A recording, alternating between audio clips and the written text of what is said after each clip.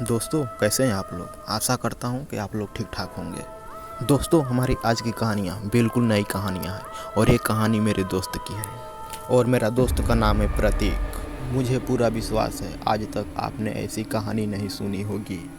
दोस्तों, बिना देरी किए अपना अपना हेडफोन लगाएं और शुरू हो जाएं मेरे साथ, यानी सूरज के साथ। दोस्तों, मेरा नाम प्रतीक है। मैं वेस्ट बंगाल के एक गांव में रहता हूं। मैं अभी इंजीनियरिंग का अभ्यास कर रहा हूं और मैं साथ में एक सोलो बाइक राइडर भी हूं।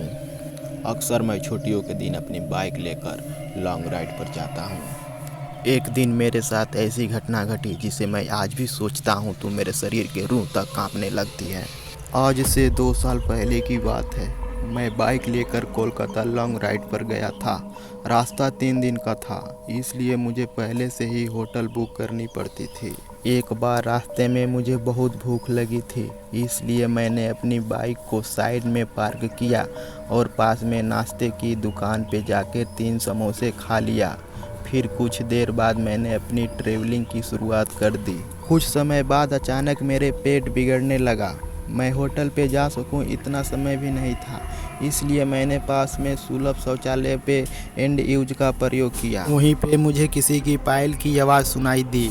मुझे कुछ अजीब सा लगा कि पुरुष के शौचालय में औरत का क्या काम। इसी समय वहाँ की लाइट चालू बंद होने लगी। मैं तो डर के मारे कांपने लगा। मेरे शरीर के रूंगटे खड़े हो गए। मैंने जोर से आवाज़ लगाई, कौन है जो यह मजाक कर रहा है? बाहर निकलूंगा तो तुझे छोड़ूंगा नहीं। थोड़े देर बाद वहाँ सब ठीक हो गया। मैं जल्दी से बाहर निकलने की कोशिश कर रहा था, लेकिन वॉशरूम का दरवाज़ा नहीं खुल पा रहा था। मैंने चौकीदार को आवाज़ लगाई तो उसने आके देखा तो दरवाज़ा बाहर से खुला था। फिर उसने आवाज़ लगाई कि दरवाज़ा खुला है, आप थोड़ा धक्का लगाएं। मैंने धक्का दिया तो दरवाज़ा खुल गया। मैं पैसा देकर बाहर निकल ही रहा था कि फिर से मेरा पेट खराब होने लगा। मुझे वापस उस खतरनाक वॉशरूम में नहीं जाना था, लेकिन मेरे पास और कोई चारा भी नहीं था। इस बार लगभग 2 से 3 मिनट हुई होगी कि वापस से लाइट चालू बंद होने लगी और साथ में कोई स्त्री की हंसने की आवाज़ भी आ रही थी। मुझे काफ़ी डर लगने लगा था। मैं जल्द ही अपना काम निपटा के बाहर निकलने की कोशिश कर रहा था, लेकिन मैं वहीं से उठ ही नहीं पा रहा था। मुझे ऐसा लग रहा था कि कोई मुझ पर बैठ गया हो। मैं वहीं से उठ ही नहीं पा रहा था। मैं अपनी पूरी ताकत लगा के खड़ा हो गया और दरवाज़ा खोल के बाहर निकल गया। बाहर निकलकर मैंने देखा कि सुलभ शौचालय मुख्य दरवाज़ा बंद था और उस पर काफ़ी सारे जीव जंतु चिपके हुए थे। यह सारा खौफनाक दृश्य देखकर तो मेरे तो प्राण ही निकल गए हो ऐसा महसूस होने लगा। वहाँ पर काफ़ी अंधेरा था और काफ़ी दुर्गंध भी आ रही थी। मुझे लगा कि मैं यहाँ से कैसे बाहर निकल पाऊँगा। उसी वक्त मेरे सामने एक बड़ी बड़ी लाल आंखें वाली लंबे बालों वाली भयानक औरत खड़ी थी। उसे देखकर मेरे तो होश ही उड़ गए। मैं तुरंत ही दरवाजे की ओर दौड़ा, लेकिन घबराहट की वजह से मेरे पैर फिसल गए और मैं नीचे फर्श पे गिर गया। पायल का आवाज़ कर रही वो भयानक औरत मेरी तरफ आ रही थी। उसे देखकर लगा कि आज मेरी ज़िंदगी का आखिरी दिन है।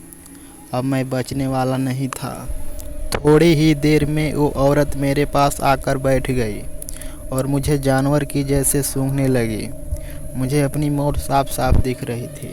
फिर मैंने अपनी सारी हिम्मत लगा के एक आखिरी कोशिश करके जोर लगा के खड़ा हो गया और जोर जोर से दरवाजे को हिलाने लगा।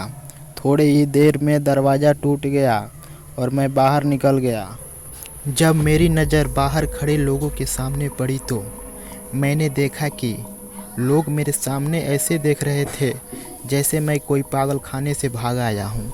लोग मुझे यहाँ तक बोलने लगे कि पागल है क्या, पी के आया है। तभी वहाँ पास में खड़ा आदमी ने मेरे पास आके पूछा कि भाई तुम वहाँ अंदर क्या कर रहे थे। मैंने कहा भाई मैं अंदर घूमने नहीं गया था, बल्कि टॉयलेट करने के लिए गया था। मेरी बात सुनकर उस भाई ने मुझसे कहा तुम जरा पीछे मुड़कर तो देखो।